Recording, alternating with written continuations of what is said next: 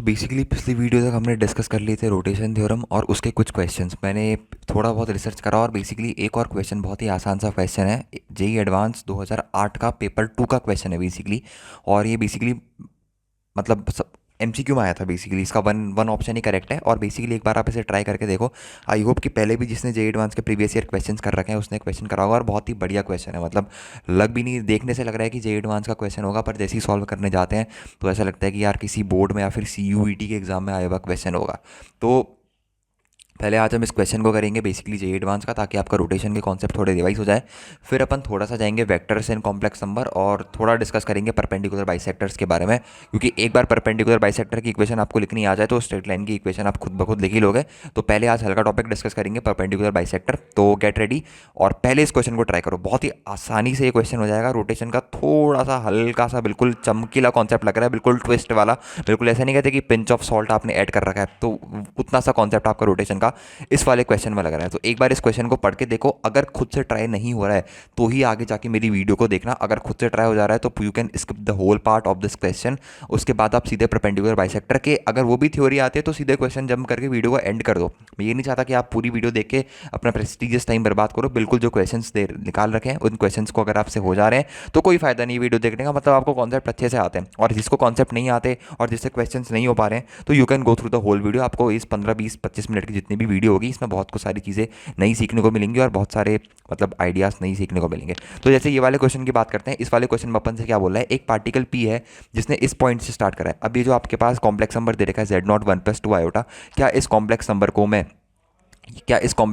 1,2 लिख सकता हूँ? तो मान लो कि स्टार्टिंग में इसका जो पोजीशन वेक्टर था वो 1,2 था। It move first horizontally away from origin by 5 units and then vertically away from origin by 3 units. मतलब शुरुआत में वो 1,2 से शुरू करा और 5 यूनिट उसने कैसे ट्रैवल करा, हॉरिजॉन्टली ट्रैवल करा और उसके बाद वर्टिकली उसने ट्रैवल करा। तो जैसा जैसा, पहली बात तो ऐसा करो ना, जैसा जैसा इस क्वेश्चन ने पूछ रखा है आपसे वैसे वैसे इस क्वेश्चन को करते रहो। और मतलब थोड़ा बहुत इसमें बीच में ट्विस्ट आ रहा है, वो ट्विस्ट यहाँ पर है कि ये वेक्टर आई कैप प्लस जे कैप, और थोड़ा सा बाकी का ट्विस्ट है वो अपन बाद में देखेंगे। फिलहाल जैसा वैसा बोलते रह रहा है वैसे वैसे आप इस सवाल को अटेम्प्ट करने की कोशिश करते रहो। तो यहाँ पर अपन एक्स और वाई एक्सिस बनाते हैं। तो यहाँ पर मैंने बना दी अपनी एक्स और वाई एक्सिस। तो सबसे पहले पार्टिकल कहाँ पर है, 1,2। 1,2 कैसे ले लिया, रियल एक्सिस में 1 है और इमेजिनरी एक्सिस में 2 है। तो यहाँ पर कहीं पर मेरे पास ये पॉइंट लाई कर रहा होगा बेसिकली। कौन सा पॉइंट, 1,2। इसके बाद क्या बोल रहा है, हॉरिजॉन्टली मूव कर रहा है 5 यूनिट्स। अब पॉजिटिव डायरेक्शन में ही मूव कर रहा होगा क्योंकि नेगेटिव 5 यूनिट्स इसने दे नहीं रखा है। तो मान के चलते हैं कि पॉजिटिव डायरेक्शन में 5 यूनिट मूव कर रहा है। तो अगर यहाँ पर 5 यूनिट मूव कर दिया तो इस पॉइंट के कोऑर्डिनेट कितने हो जाएंगे, 6,2, क्योंकि एक्स एक्सिस में मूव कर रहा है। Horizontal means it is parallel to X axis.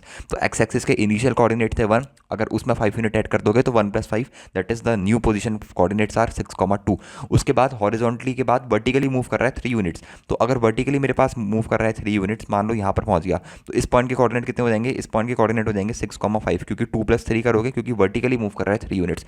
इसके बाद बोल रहा है कि फ्रॉम Z1, इस वाले पॉइंट को उसने नाम दे दिया अपने पास Z1। फ्रॉम Z1 से ये पार्टिकल मूव कर रहा है √2 यूनिट्स। अब √2 यूनिट्स कैसे मूव कर रहा है, in the direction of the vector, इस वेक्टर के डायरेक्शन में। अच्छा, ये वेक्टर तो आपको समझ में आ ही गया होगा ना, आई कैप प्लस जे कैप का मतलब क्या होता है कि आपके पास एंगल कितना है, एंगल है मेरे पास π/4। और आई कैप प्लस जे कैप की मदद से आप ये समझ सकते हो कि आई कैप प्लस जे कैप और √2 मूव कर रहा है। मतलब बेसिकली यहाँ पर भी 1 डिस्टेंस मूव करी, यहाँ पर भी 1 डिस्टेंस मूव करी और इसका रिजल्टेंट डिस्प्लेसमेंट √2 है और ये एंगल मेरे पास π/4 है। तो आई कैप प्लस जे कैप बेसिकली किस तरीके से मूव कर रहा है, इस तरीके से मूव कर रहा है कि एक्स एक्सिस में भी 1 यूनिट मूव करी है, वाई एक्सिस में भी 1 यूनिट मूव करी और इसका रिजल्टेंट क्या बन रहा है, √2 बन रहा है। तो यहाँ पर दिखा दें थोड़ा सा, यहाँ पर एक्स एक्सिस में भी 1 यूनिट, वाई एक्सिस में भी मेरे पास कितना ट्रैवल कर रहा है, वाई एक्सिस में भी मान के चलते हैं कि 1 यूनिट ट्रैवल कर रहा है और इसका रिजल्टेंट डिस्प्लेसमेंट मेरे पास कितना आ गया, √2। और यहाँ पर मेरे पास Z1 फाइनली पहुंच गया है। तो Z1 के इस पॉइंट पे कोऑर्डिनेट कितने होंगे, पहले ये देखो कि इस पॉइंट पे कोऑर्डिनेट कितने होंगे। इस पॉइंट पे कोऑर्डिनेट हो जाएंगे मेरे पास 7,5। फिर एक वर्टिकली ऊपर यूनिट और मूव कर रहा है तो 7,6। ये आई होप कि आप सबको समझ में आया होगा, क्योंकि यहाँ से लेके यहाँ पर भी 1 है और यहाँ से लेके यहाँ पर भी 1 है। तो यहाँ से लेके जब यहाँ पर जाएगा तो एक्स एक्सिस में +1 का जंप आएगा और यहाँ से लेके जब यहाँ पर जाएगा तो 5 + 1 पे 6 पे भी एक जंप आएगा। तो फाइनली जो Z1 की पोजीशन है दैट इज 7,6। उसके बाद बोल रहा है and then it move through an angle of π/2 in anti clockwise direction.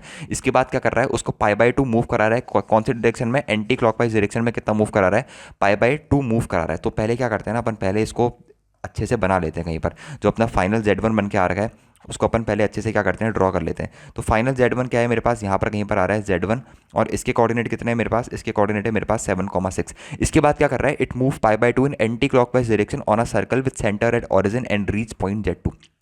अब बहुत ध्यान से समझने की बात है कि Z1 को क्या कर रहा है, बेसिकली सर्कल में मूव करा रहा है, कितना एंगल से मूव करा रहा है, पाई/2 एंगल से मूव करा रहा है, और वो कहाँ पर पहुँच जा रहा है, Z2 पर पहुँच जा रहा है। तो ऑब्वियस सी बात है कि अगर मैं Z1 को ओरिजिन से यहाँ पर ज्वाइन करूँ तो Z2 यहाँ पर ओरिजिन से ज्वाइन होगा, और अगर Z1 और अगर Z2 को भी ज्वाइन करूँ तो इनके बीच में कितना एंगल रोटेट हो रहा है, पाई/2 रोटेट हो रहा है। एंटी है तो इसको मैं पॉजिटिव लूँगा, एंटी है तो इसको मैं कैसे लूँगा, पॉजिटिव लूँगा। तो पॉजिटिव पाई/2 क्या कर रहा है, मूव कर रहा है, और Z1 से फाइनल कहाँ पर पहुँच जा रहा है, Z2 पहुँच जा रहा है। तो मतलब एक मेरे पास वेक्टर था Z1 जिसको मैंने पाई/2 मूव कराया एंटी क्लॉकवाइज डायरेक्शन में, and it finally reaches to Z2। तो फाइनल न्यू वेक्टर मेरे पास Z2 क्या निकल के आएगा, Z2 क्या निकल के आएगा, Z2 बेसिकली कैसे निकल के आएगा, Z1 को मैं पाई/2 मूव करा रहा हूँ, मतलब किसका मल्टीप्लाई कर रहा हूँ, e⁻i इंटू पाई/2 का, इसी का तो मल्टीप्लाई कर रहा हूँ। या फिर अगर आपको सीधे सीधे पता है e⁻i पाई/2 की वैल्यू आयोटा होती है, तो आप ये भी कह सकते हो कि Z1 में आयोटा का मल्टीप्लाई कर रहा हूँ ताकि वो पाई/2 डायरेक्शन एंटी क्लॉकवाइज मूव कर जाए। तो मेरे पास Z2 वेक्टर कितना निकल के आ जाएगा, Z2 कितना निकल के आ जाएगा, Z1 मेरे पास कितना है, Z1 है मेरे पास 7 + 6 टाइम्स ऑफ आयोटा इंटू e⁻पाई/2 की वैल्यू होती है आयोटा। तो Z2 मेरे पास कितना निकल के आ जाएगा, निकल के आ जाएगा -6 + 7 का आयोटा। तो finally option D is correct. तो जेईई एडवांस में हमेशा ये नहीं होता कि आपके पास टिपिकली क्वेश्चन आए, सरल क्वेश्चंस भी आते हैं, ढूंढ ढूंढ के अटेम्प्ट करके किल करने होते हैं ताकि आपका स्कोर बूस्टअप हो सके और आप एक लेवल से ऊपर आओ और अपना आईआईटी सिक्योर कर सको। ठीक है, तो ये क्वेश्चन लिटरली जेईई एडवांस का, अगर किसी को यकीन नहीं हो रहा तो जेईई एडवांस 2008 का पेपर 2 उठा के देख लेना, उसका पहला ही क्वेश्चन है आपके पास, बेसिकली पहला ही क्वेश्चन आपके पास जेईई एडवांस 2008 का पेपर 2 का रोटेशन थ्योरम के ऊपर बेस्ड पूछा था। और रोटेशन थ्योरम उतनी ज़्यादा कोई यूज़ नहीं हो रही है, अगर आपने कॉन्सेप्चुअली पकड़ रखी है रोटेशन थ्योरम तो इतनी सी रोटेशन थ्योरम लगाने में किसी भी बच्चे को किसी भी तरीके की दिक्कत नहीं होगी कि कॉम्प्लेक्स नंबर Z1 है वो कॉम्प्लेक्स नंबर Z2 में शिफ्ट हो रहा है और पाई/2 का मल्टीप्लाई करा है तो Z2 निकालना है। ये तो अपन बेसिक ओरली कर सकते हैं इस तरीके के क्वेश्चंस को, पर द पॉइंट इज दैट कि देख के घबराना नहीं है, एक बार अटेम्प्ट करने की कोशिश करनी है, उसके बाद जो होगा वो देखा जाएगा।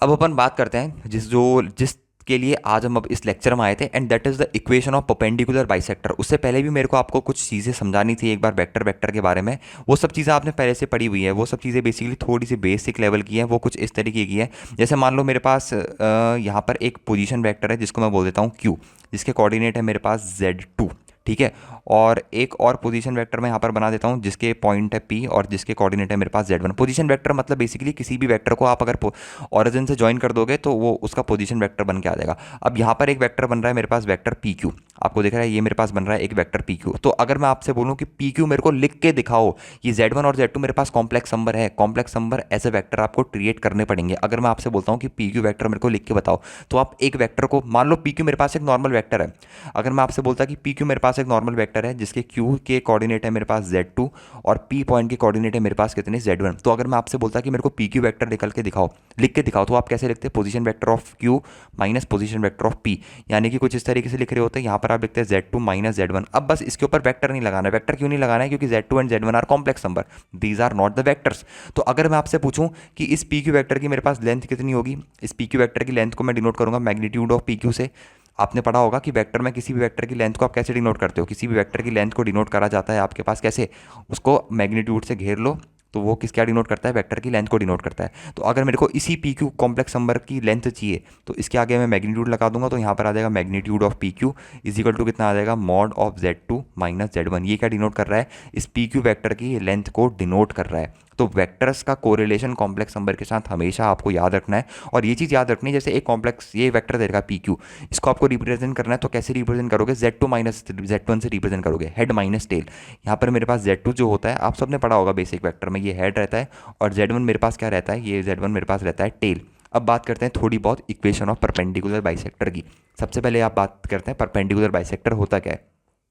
खैर ये तो सबसे बेसिक चीज़ है, परपेंडिकुलर बाइसेक्टर हर बच्चे नहीं पढ़ी होगी, पर फिर भी एक बार डिस्कस करते हैं कि व्हाट इज परपेंडिकुलर बाइसेक्टर। तो क्या होता है perpendicular bisector, basically perpendicular bisector मेरे पास एक ऐसी लाइन होती है जो क्या करती है, किसी भी लाइन सेगमेंट को 2 इक्वल पार्ट्स में तो डिवाइड करती है, साथ ही साथ उसको परपेंडिकुलर कट भी करती है।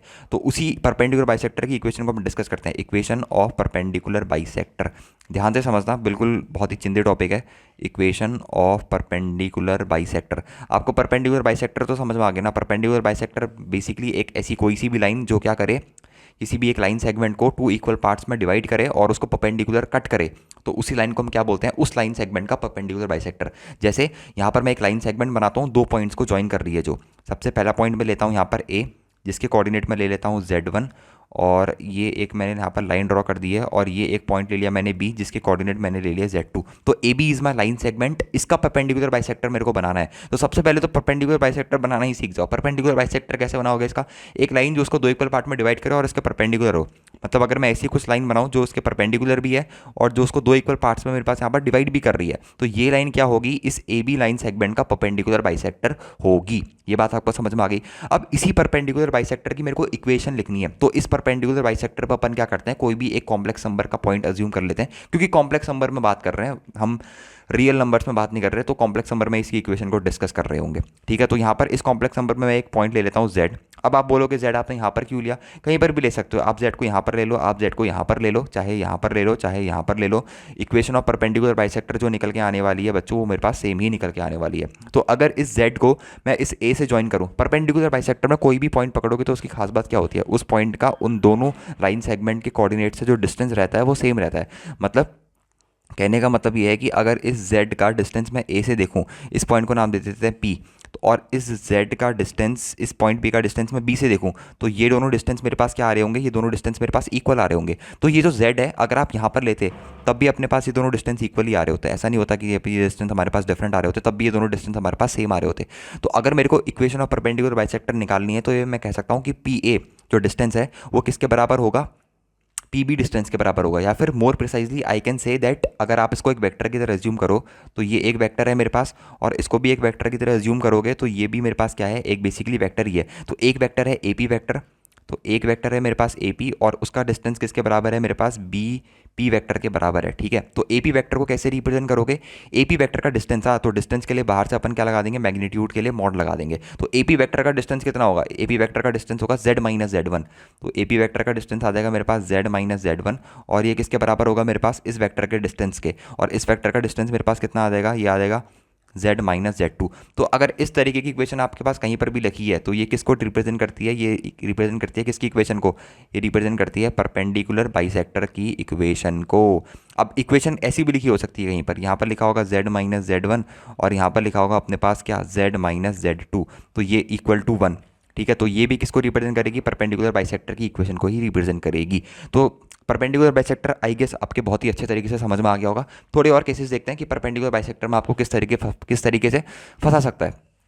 मान लो कि अच्छा, इस परपेंडिकुलर बाइसेक्टर में अगर हम डिस्कस करें, तो इससे आपको क्या समझ में आता है? इस वाली इक्वेशन से आपको क्या समझ में आ रहा है कि मेरे पास एक लाइन सेगमेंट है जिसके कोऑर्डिनेट है दो। कौन कौन से कोऑर्डिनेट? Z माइनस Z1 और Z माइनस Z2 में से दो कोऑर्डिनेट कौन से हैं? एक Z1 है, माइनस के बाद वाला पहला कोऑर्डिनेट, माइनस के बाद वाला दूसरा कोऑर्डिनेट। अगर बीच में पॉजिटिव होता तो आपको लिखना होता Z माइनस माइनस का Z1। ठीक है, तो यही चीज़ आपको समझानी थी कि मान लो एक परपेंडिकुलर आपसे पूछा है कि इसकी परपेंडिकुलर बाइसेक्टर की ये एक इक्वेशन दे रखी है। मान लो आपको यहाँ पर दे रखा है Z+2, और यहाँ पर इक्वल टू में दे दिया है आपको यहाँ पर Z माइनस का आयोटा। तो अपन से बोला है कि इसमें परपेंडिकुलर, या फिर एक मिनट, आयोटा थोड़ा कॉम्प्लेक्स हो जाएगा, इसमें बोला है कि परपेंडिकुलर बाइसेक्टर की इक्वेशन निकाल के बताओ। तो दो पॉइंट्स अपने पास कौन कौन से आ गए? एक पॉइंट अपने पास आ जाएगा यहाँ से, कौन सा? बेसिकली इसको जनरल परपेंडिकुलर बाइसेक्टर की इक्वेशन से कंपेयर करना। तो यहाँ पर लिखोगे Z माइनस माइनस का 2, क्योंकि वहाँ पर होती थी Z माइनस Z1, और यहाँ पर कितना आ जाएगा? यहाँ पर तो पहले से ही बीच में नेगेटिव है, तो एक पॉइंट आ गया माइनस का 2, और एक पॉइंट आ गया कितना मेरे पास? 1। तो एक पॉइंट है मेरे पास माइनस का 2, एक पॉइंट है मेरे पास माइनस का 2, और एक पॉइंट है मेरे पास 1। बस इसके बीच से जो लाइन पास होगी वो मेरे पास क्या होगी? इनकी परपेंडिकुलर बाइसेक्टर होने वाली है। क्या होने वाली है? इसकी परपेंडिकुलर बाइसेक्टर होने वाली है। तो हमेशा एक ही चीज़ का ध्यान देना है कि Z माइनस Z1 में पॉइंट्स आपको किस तरीके से डिसाइड करने हैं। अब इन दोनों का हाफ लेके बिल्कुल वाई एक्सिस में आप इक्वेशन लिख सकते हो। -2 और 1 के बीच में कितना डिस्टेंस होगा आपके पास? बेसिकली -2 और 1 के बीच में कितना डिस्टेंस होगा, उसका हाफ लोगे तो वही x इक्वल टू वो लाइन आपके पास हो जाएगी, इसकी परपेंडिकुलर बाइसेक्टर हो जाएगी। और परपेंडिकुलर बाइसेक्टर हमेशा कौन सी होगी? वाई एक्सिस ही मेरे पास हो रही होगी। ठीक है, आगे बढ़ते हैं। कुछ क्वेश्चंस ला रखा हूँ उसके परपेंडिकुलर बाइसेक्टर के, काफ़ी अच्छे क्वेश्चंस हैं। इन क्वेश्चंस को ट्राई करके देखते हैं। जैसे ये सबसे पहला क्वेश्चन है, यहाँ पर अपन से बोला है कि Z equals to x plus iota y, W equal to कुछ दे रखा है, और W का मैग्नीट्यूड भी अपने को 1 दे रखा है, implies that in a complex plane. अच्छा, ये Z किस चीज़ को रिप्रेजेंट करता है? बताओ, Z किस चीज़ को रिप्रेजेंट करता है? सबसे पहले अपन देखते हैं कि W अपन को किस तरीके का दे रखा है। यहाँ पर W अपन को दे रखा है कुछ इस तरीके का, यहाँ पर आ जाएगा 1 minus iota of Z upon नीचे मेरे पास लिखा हुआ है अपने पास z माइनस का आयोटा, और मैग्नीट्यूड ऑफ w अपन को कितना दे रखा है, मैग्नीट्यूड ऑफ w अपन को दे रखा है 1।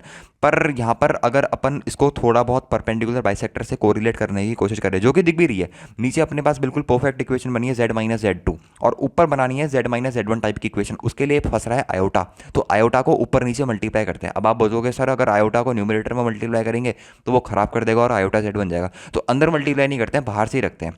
मतलब कुछ इस तरीके के समझो कि पहले तो मल्टीप्लाई करो आयोटा और इनटू आयोटा को मल्टीप्लाई करो, तो W आपके पास कितना बन के आ जाएगा, W आपके पास बन के आ जाएगा आयोटा माइनस यहाँ पर आ जाएगा आयोटा स्क्वायर ऑफ Z, और नीचे आ जाएगा आयोटा इनटू यहाँ पर आ जाएगा Z माइनस आयोटा। तो ये इक्वेशन मेरे पास क्या बन गई है, ये बन गई है मेरे पास Z प्लस आयोटा अपॉन नीचे क्या है मेरे पास Z माइनस का आयोटा इनटू आयोटा। अच्छा, अब दोनों साइड मॉड लगा दो, दोनों साइड मॉड लगाने से क्या होगा, कुछ इस तरीके से चीज़ें बन जाएगी। यहाँ पर आ जाएगा Z प्लस आयोटा और अपॉन मॉड ऑफ आयोटा कितना होता है, कल भी हमने डिस्कस करा था कि मॉड ऑफ आयोटा कितना होता है, 1 होता है। तो ये चीज़ तो अपने पास कैंसिल ही होगी, mod of Z minus iota बन गया, mod of Z minus iota, और मैग्नीट्यूड ऑफ ओमेगा 1 दे रखा है।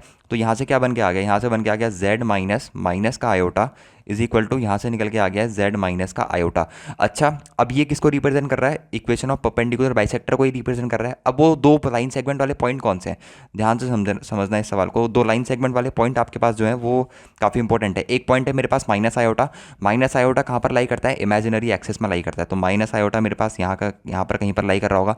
पॉजिटिव आयोटा है, ये वाला कौन सा है, पॉजिटिव आयोटा है, और ये वाला कौन सा है, ये वाला नेगेटिव आयोटा है। तो negative iota below the X axis और positive iota above the X axis. तो पॉजिटिव आयोटा मेरे पास कहाँ पर लाई कर रहा होगा, यहाँ पर लाई कर रहा होगा। और जेड कहाँ पर लाई कर रहा होगा, जेड कोई भी पॉइंट हो सकता है कहाँ पर, on the X axis, on the X axis. Z को आप एक्स एक्सिस में कोई भी पॉइंट यहाँ पर ले लो, चाहे जेड को आप यहाँ पर ले लो, यहाँ पर ले लो, यहाँ पर ले लो, यहाँ पर ले लो, वो क्या है, जेड एक तरीके से आपकी पूरी एक्स एक्सिस या फिर रियल एक्सिस क्या है, परपेंडिकुलर बाइसेक्टर का रोल प्ले कर रही है इस केस में।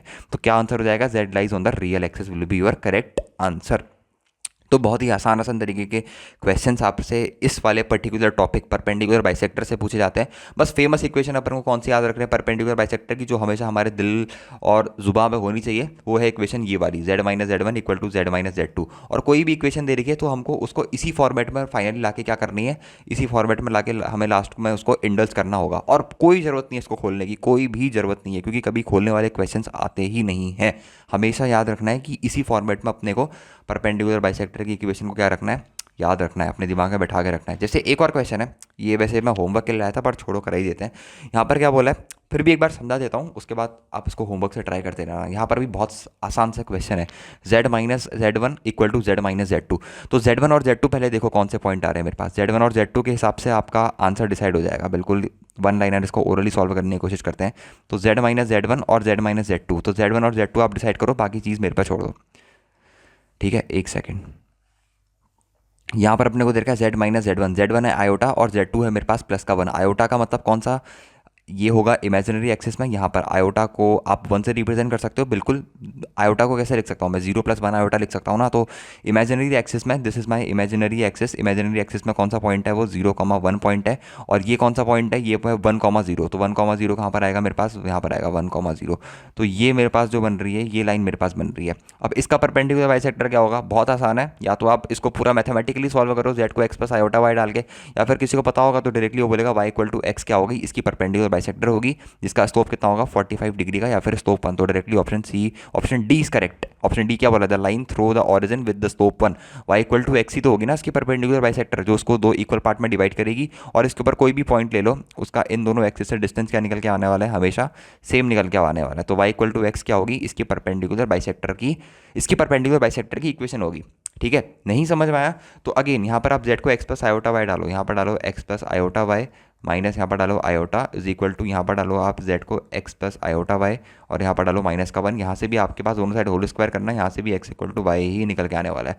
और जिसको नहीं दिख रहा है वो तो सीधे सीधे यहाँ पर से भी देख के कर सकता है, बिल्कुल ही ईजी कॉन्सेप्ट है। तो फिलहाल आज की वीडियो में इतना ही रखते हैं। आज हमने डिस्कस करा फटाफट क्विक रिवीजन परपेंडिकुलर बाइसेक्टर का। मिलते हैं नेक्स्ट वीडियो में, ओके बाय।